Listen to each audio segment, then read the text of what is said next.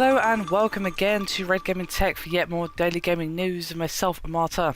Today is still the 31st of March and I have some news for you today as the tax breaks for the UK games industry were announced last week following years of lobbying from studios and other bodies.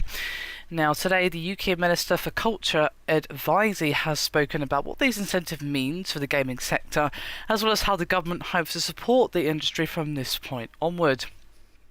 Now, when speaking with MCV, Visey replied to a question about the amount of tax relief that will be offered to the gaming sector, saying, quote, "We will provide about 35 million of support a year," that's pounds of course, "to the sector.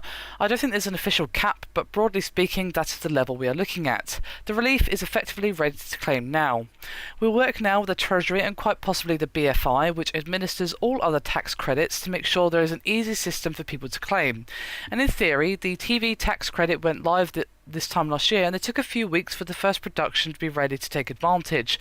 So we'd expect someone to be applying for tax credits via the Treasury and the BFI potentially in the next few weeks." Then he spoke a little bit about what he'd like to see happen next, and he said, quote, "What I want to see is from great games that I have to have a cultural element to them in order to qualify for tax credits. I want to see some real ambition from some of our homegrown games companies that want to grow and not necessarily be bought immediately by an American company when they get successful.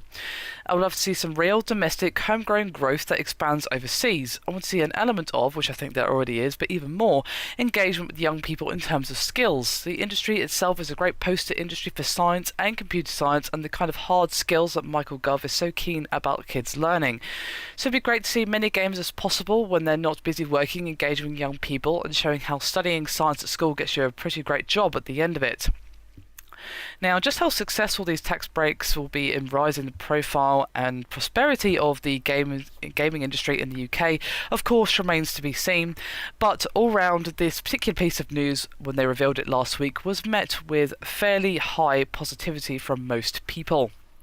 So, definitely an interesting time ahead for those of us in the UK.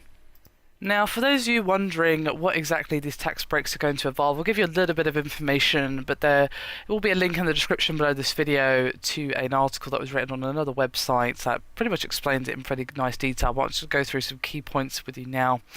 Now, basically, the European Commission has lifted the block on tax incentives for the UK games companies, and it comes about a year after the block was actually set in place by the TEC.